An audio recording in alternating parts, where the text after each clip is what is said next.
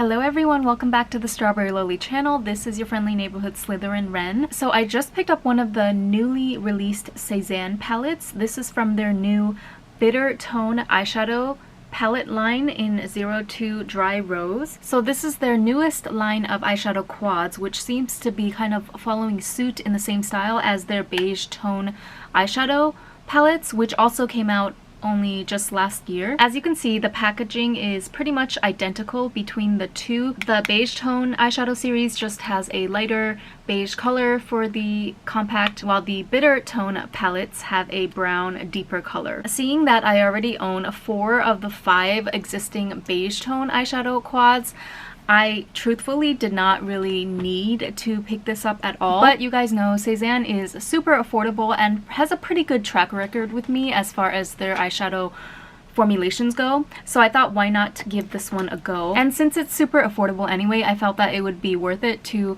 go ahead and review for those who are interested on my channel. I used a 15% off coupon as always when I go to Sundrug, so I ended up actually only paying 776 yen inclusive of tax. So the full price was 852 yen with tax. Pretty impressive if you ask me. There's a lot of coffee places that charge more than that for a single drink these days. So this is what the packaging looks like.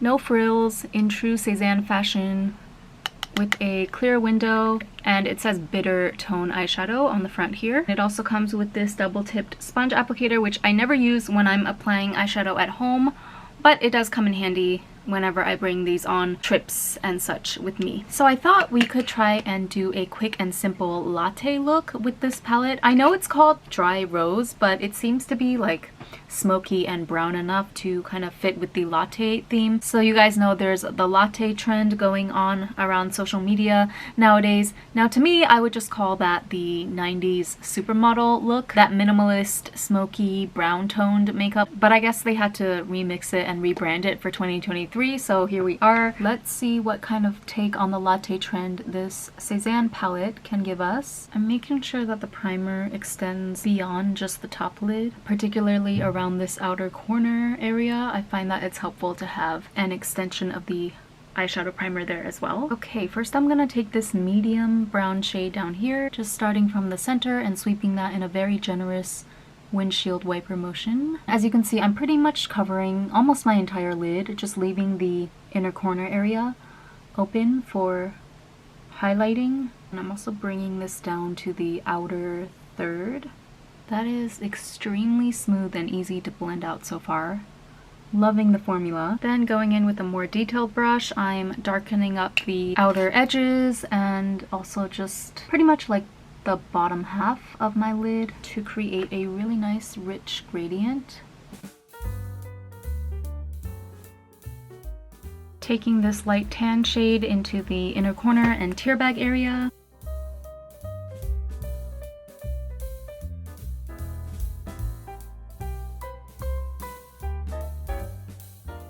This powder is so finely milled, you guys. There's like virtually no fallout whatsoever. And if you can see, it's really, really well behaved. Like, I'm using the dark brown here to emphasize the tear bag lines. I mean, granted, I am using a razor thin angle brush, but I'm able to create such a crisp precision line with just this powder shadow.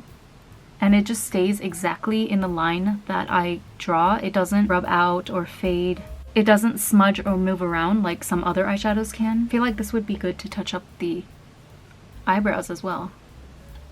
Yeah, this could totally double as an eyebrow powder. And now my favorite part, we are just finishing up with some shimmer on all of the areas that we want to make pop and bring it forward.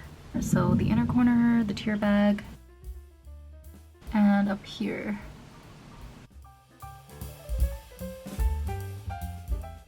Whoops, I took the glitter down a little too far on this eye. That was my fault though, not the eyeshadows.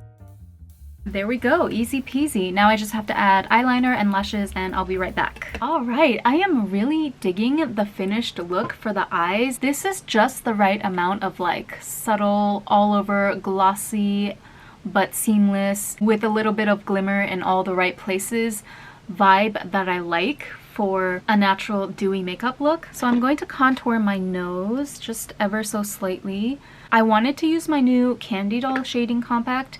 I have the highlighter here, but the shading one is nowhere to be found, so I'll just use my Etude House Inventor palette. I think this one goes with the Latte look better anyway, because the Candy Doll one is kind of cool toned. And then for blush, I'm going in with this RMK Muted Glow Liquid Cheeks in 01 Camel Tan. This is a little on the corally side, but I feel like for blush it'll work. I wanted to use this Can Make blush that was a little deeper, closer to, again, like the monotone brown palette that we're going for here, but I cannot find it. Apparently I can't find any of the makeup I wanted to use today. Yeah, that's fine, I think, to be a little brighter on the cheeks. And then for lips, I'm going to line a little bit first. I just like to fill in a couple of gaps on my top lip, and then I'll smudge that out with a Q-tip or a lip brush, or today my fingers because I'm lazy. And I'm also in a rush. Actually, I'm on my lunch break. I should be getting back to work soon, to be honest with you, but we're topping off with this RMK liquid lip color in 01 Sheer Sepia. I haven't pulled this out in a while, so I'm actually kind of glad that I decided to do this Latte look today.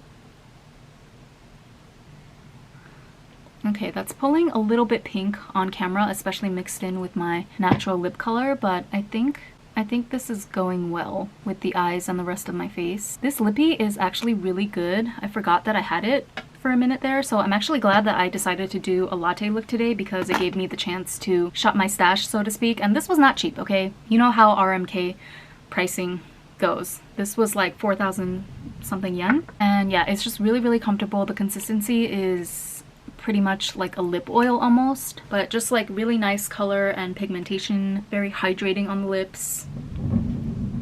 Ooh, did you hear that? Thunder outside.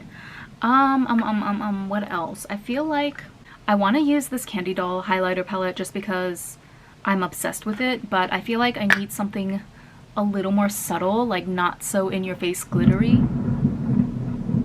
for this look.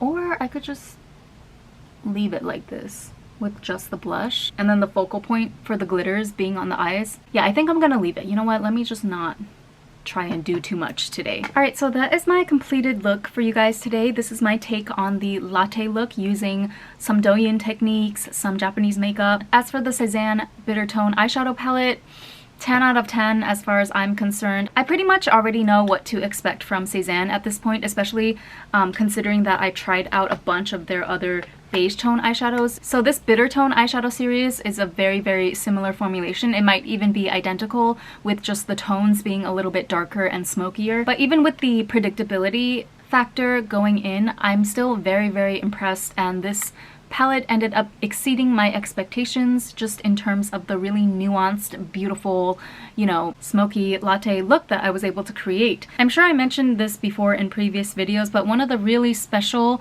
qualities about Japanese eyeshadows, especially their matte formulations like these 3 shades in the quad here, they are matte in the sense that they don't contain any obvious shimmer particles, but they are not matte in the dry sense that a lot of Western eyeshadow formulations are. Japanese matte eyeshadows, when applied to the skin, are able to achieve this really like subtle glossy finish to it that mimics actual skin. So it's almost like, this might sound like a really weird way to describe it, but instead of showing up on the lids as obvious powder, like eyeshadow powder, it covers and diffuses out against the skin so beautifully. It's almost like mimicking the way that your skin would look if it were bruised into a different color. Except it's not an actual bruise, it's a pretty eyeshadow color. I don't know if that makes sense, but the eyeshadow completely melts into your skin and it maintains a very like glowy, hydrated, moisturized, natural type of look is what I'm trying to say. Something that also contributes to that really beautiful finish is the fact that they are so finely milled. I mean, Cezanne, understood the assignment with these quads, okay? The Cezanne formulation is really giving a lot of these department store brands a run for their money, okay? Like, because the eyeshadow is so finely milled but also like smooth and moist at the same time, as you can see, it results in barely any kick up in the pan, virtually no fallout on the rest of your face. So not only does it look beautiful on your actual eyes, it's actually a very nice mess-free application experience. I also really just particularly enjoyed this color story, I think, 02 Dry Rose. I don't necessarily think the name matches that well. It's not so much rose to me as it is just like a classic smoky brown palette. I don't really see too many rose undertones here personally, but yeah, I just really love the way all the shades in this palette play off of each other. I think there's just enough difference between the light, medium, and dark shade for you to create, like, you're able to build up a lot of definition and contrast if you want to, or you can just keep it light. You can really adjust like how light or how heavy of an application you want. And also the shimmer topper shade up here is, again, I think the perfect middle of the road eyeshadow topper. It's not so like bright white that it looks jarring against the rest of the shades, but it's also not dark enough to the point where it just kind of disappears when placed against one of the deeper shadows on the bottom row, which I find to be the case sometimes in a lot of other drugstore quads and small palettes that I run into. So yeah, could not have asked for a better price point, formulation, color story. It understood the assignment that I wanted to do with the Latte makeup today. My only problem right now is that I really want to go out and buy the other color variation, 01, even though I clearly do not need another Cezanne eyeshadow quad, okay? I don't think I've used a single one of these more than twice tops, but I really want 01, which I did swatch in the stores, so I'll throw up on the screen for you a comparison of 01 and 02. I will say that they look very similar swatched on the back of my hand, but you never know. But I'm sure the difference would be more pronounced if I did one on each eye. So yeah, let me know if you're interested in me picking up the 01 color variation as well. Like, honestly, I wouldn't mind if someone asked me to do that, just so that I could have an excuse to do a follow-up video featuring both palettes. And just for the record, I want to put it out there that I literally had a pumpkin spice latte almost every day of last week from Starbucks, so it's kind of killing me inside that the timing didn't work out today for me to have one as I'm filming this video. I mean, I could just go get one right now if I really wanted to. Starbucks is not that far from my house, but do you know that it is still 34 degrees Celsius in Tokyo right now? In the middle of September? Like, what is going on? I really hope that Hong Kong and Macau are at least marginally a little bit more bearable than this. I'm going on the 22nd to 25th. Hopefully by then the weather will cool up a little bit all across the board. I'm trying to elevate my Instagram social media picture game, and it's just not helpful to me if the weather is causing my makeup to melt off my face in half of the shots. But anyway, that is all I have for you guys today. Thank you so much for joining me, and I'll see you in the next one. Bye!